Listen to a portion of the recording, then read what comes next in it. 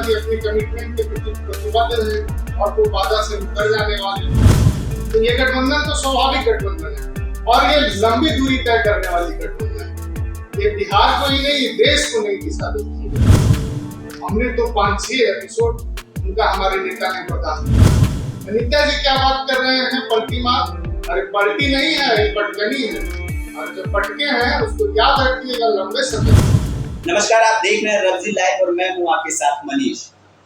और ये जो हमारे साथ बैठे हैं हमारे अतिथि, ये इनका भी नाम है मनीष सिंह।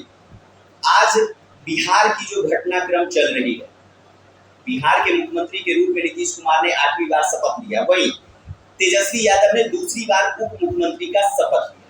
भाजपा और जदयू का गठबंधन टूटने के बाद जदयू नेताओं का क्या कहना है इस पे, आज हमारे स्टूडियो में है जदयू के नेता मनीष सिंह। आज हम इनसे बात करेंगे कि जब भाजपा और जदयू का गठबंधन टूटने में क्या कारण रहा, टूटने का क्या कारण रहा, इस पे आज हम बात करेंगे। मनीष जी, सबसे पहले आपका स्वागत है हमारे चैनल रब्जी लाइव में।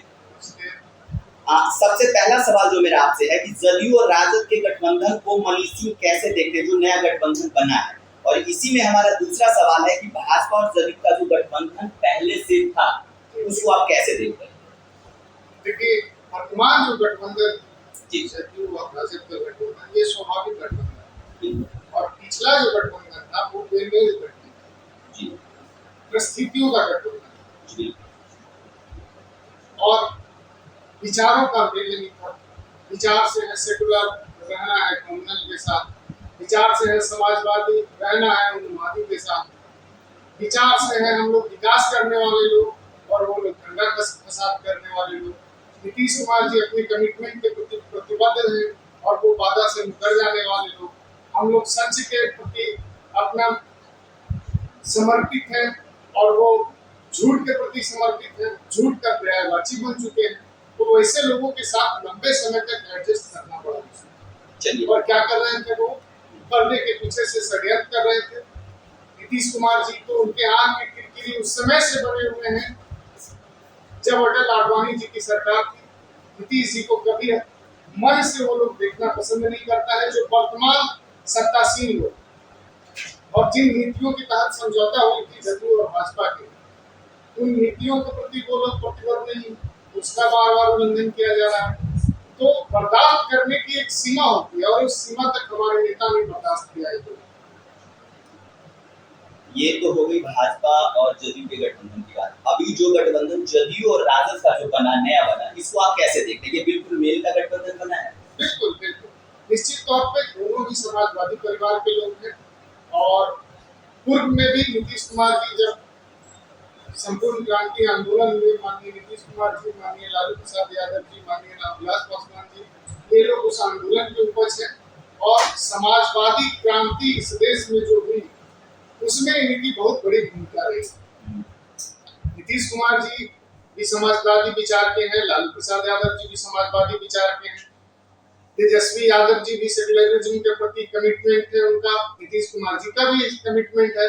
नीतीश जी भी काम करना पसंद करते हैं, तेजस्वी जी को भी काम करना अच्छा लगता है। तो ये गठबंधन तो स्वाभाविक गठबंधन है और ये लंबी दूरी तय करने वाली गठबंधन है। ये बिहार को ही नहीं, देश को नई दिशा देती है। मेरा एक छोटा सा सवाल है आपसे कि अगर इतनी तनातनी अंदरूनी आपकी चल रही थी तो उसको मिल बैठ के भी बातचीत करके भी तो आप लोग इसको सुलझा सकते थे। यह सवाल तो भाजपा के लोगों से होनी चाहिए, क्योंकि जिन लोगों से तालमेल हमारी अच्छी थी, सरकार बनते ही वैसे लोगों को दरकिनार कर दिया। सुशील मोदी जी, नंदकिशोर यादव जी, प्रेम कुमार जी, ऐसे जो पुराने नेता थे जो नीतीश कुमार जी के प्रति अपनी आस्था रखते थे, नीतीश कुमार जी से अच्छे संबंध थे जिनके, उन लोगों को चुन चुन के दरकिनार कर दिया। अब ले आए कि इनको भाई जिनको ना कोई संसदीय कार्य का अनुभव है, राजद से गए थे भाजपा में, वो पहले ही भगौड़ा रहे हैं हम लोग के अलायंस पार्टनर राष्ट्रीय जनता दल के संजय जायसवाल जी। न बात करने का तमीज है, ना उनको गठबंधन धर्म के बारे में कोई जानकारी है, अनाप शनाप बयानबाजी करते रहते थे हमारे नेता के प्रति। एक सीमा होती है ना बातचीत करने के लिए। सुशील मोदी जी जब तक अलायंस में थे, नीतीश कुमार जी के साथ कोई दिक्कत नहीं होती थी। अब अगर लोग अलग हुए, हमने तो 5-6 एपिसोड उनका हमारे नेता ने बर्दाश्त किया। अरुणाचल प्रदेश में हमारी पार्टी को तोड़ दिए। हमारे पार्टी के ही पूर्व के राष्ट्रीय अध्यक्ष को फोड़ के और नीतीश जी के खिलाफ आलोचना उनसे करवा रहे थे। बिहार सरकार की नीतियों की आलोचना कर रहे थे। क्या कर रहे थे? बैठ के पर्दे के पीछे से हमारे विधायक तोड़ने का प्रयास कर रहे थे। कितना हद तक बर्दाश्त किया जाए? बर्दाश्त करने की एक सीमा होती है और ये पहल उनको करनी चाहिए थी। तो जिनको पहल करनी चाहिए थे वो चिराग मॉडल पर भरोसा रख रहे थे। वो गठबंधन में थे और तैयारी कर रहे थे कि क्षेत्रीय दलों को खत्म कर देंगे। तो जब तक भारत में हर एक क्षेत्र का अपना एक रीजनल एस्पिरेशन, बिहार की अलग है, झारखंड का डिमांड अलग है, आसाम का अलग है, नागालैंड का अलग है, कश्मीर का अलग है, और जब तक रीजनल पार्टियां नहीं रहेगी तो उस रीजनल एस्पिरेशन को सामने लाएगा कौन? राष्ट्रीय पटल पे उनकी बातों को लाने के लिए रीजनल पार्टियों का रहना बहुत जरूरी है और ये साहब तैयारी में है। रीजनल पार्टियों को खत्म कर देंगे, देश की संवैधानिक ढांचा को खत्म कर देंगे, लोकतंत्र को नेस्तनाबूद कर देंगे। रहेंगे क्या? एकल पार्टी रहेगी, एक नेता रहेंगे और उन्माद फैलाकर हम आराम से देश पे शासन करेंगे। अब ऐसी जो उन्मादी नीतियां हैं, ऐसे जो देश को तोड़ने वाली नीतियां हैं, उसके खिलाफ जो निर्णय लिया बिहार के तमाम 7 दलों के नेताओं ने और नीतीश कुमार जी के नेतृत्व के प्रति जो आस्था व्यक्त करते हैं, इसके लिए हम सब बिहार वासी आभारी हैं और बहुत बहुत बधाई प्रेषित करते हैं हम सातों पार्टी को जो लोकतंत्र को बचाने के लिए कठोर निर्णय लिए हैं, एकजुट हुए हैं और पूरे देश में एक संदेश दिए कि अब डरने की जरूरत नहीं है। ईडी, सीबीआई जैसी संस्थाओं के दुरुपयोग करके जिस प्रकार से बाकी लोगों को डरा रहे थे, तो डरा के दिखाए हमारे नेता नीतीश कुमार जी को। जिसके चरित्र में कोई दाग नहीं, उसको डर कैसा? भारतीय जनता पार्टी के अभी जो केंद्रीय गृह राज्य मंत्री है नित्यानंद राय जी, 2 दिन पहले उन्होंने बयान दिया कि जो ये नीतीश कुमार जी ने ये जो किया है ये जनमत का अपमान है। पिछला चुनाव जो हमने लड़ा विधानसभा का, उसमें एनडीए को बहुमत मिला, हमारे को भी बहुमत मिला, नीतीश कुमार जी को भी बहुमत मिला। बहुमत इसलिए मिला क्योंकि हम ये सरकार जो है वो 5 साल लगातार चलाएं और अच्छे से चलाएं। नीतीश कुमार जी इसी बीच पलटी मार गए। कल उनका धरना प्रदर्शन भी हुआ उनके प्रदेश कार्यालय के पास, तो उसमें लगातार इस बातों को बोल रहे थे कि उनको कुर्सी कुमार कहा जाए, उनको पलटू कुमार कहा जाए, उनको कुर्सी का लुलू कहा जाए, कुछ भी अगर उनको कह दीजिए तो ये उनके लिए जाए।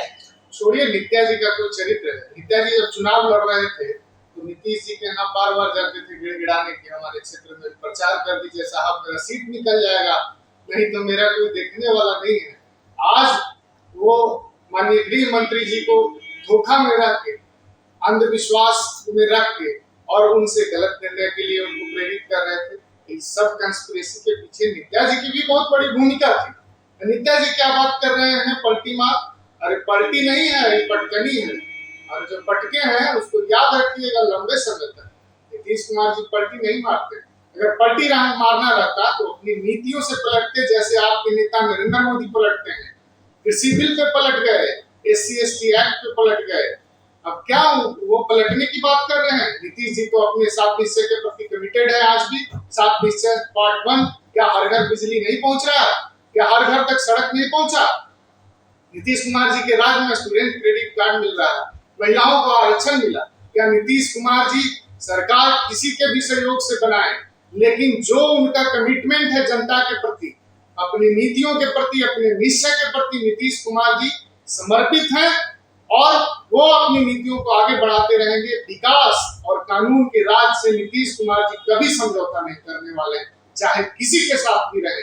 भाजपा के साथ भी रहे तो भाजपा के एक लोग बता दें कि किसी भी सरकार की सहमति से अगर किसी भी कानूनी फैसला को प्रभावित किया हो किसी ने, उनके मंत्री ने सूची निकाला CEO का तबादला का राजस्व विभाग के माननीय मुख्यमंत्री जी ने उसको निरस्त कर दिया। भ्रष्टाचार की बू आई उसमें, मुख्यमंत्री जी ने निर्णय लिया और मुख्यमंत्री जी के साथ रह के कोई कानून के राज को चुनौती नहीं दे सकता। इतना मुझे विश्वास है माननीय मुख्यमंत्री। चलिए, मेरा सबसे आखिरी सवाल है आपसे मनीष जी कि आखिर गलती कहाँ? गलती कहाँ हुई? गलती तो जिस समय से गठबंधन हुआ उसके बाद से ही लोग षड्यंत्र करना शुरू कर दिए। उसी चुनाव में चिराग मॉडल लॉन्च कर दिए। तो भाई क्या जनता इतना मूर्ख है? आपके संघ के कार्यकर्ता झूला टांग के घूम रहे हैं, भाजपा ही लोजपा है, तो नतीजा भुगतिए।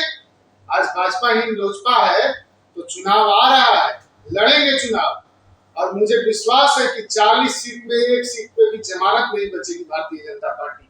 जो सामाजिक संरचना है बिहार की 80% बनाम 20% की लड़ाई है, और भारतीय जनता पार्टी कहीं नहीं टिकेगी। तो ये थे जदयू नेता मनीष सिंह, जिन्होंने पूरी बेबाकी से अपनी बातों को रखा कि कैसे भारतीय जनता पार्टी क्षेत्रीय पार्टी को तोड़ने में लगी हुई थी। उसमें से कहीं ना कहीं शिकार जदयू को भी होना पड़ रहा था। हमारे चैनल रब्जी लाइव को अगर आपने अभी तक सब्सक्राइब नहीं किया है तो सब्सक्राइब कर लें। अगर ये वीडियो आप फेसबुक पे देख रहे हैं तो फेसबुक पेज को लाइक कर लें। धन्यवाद।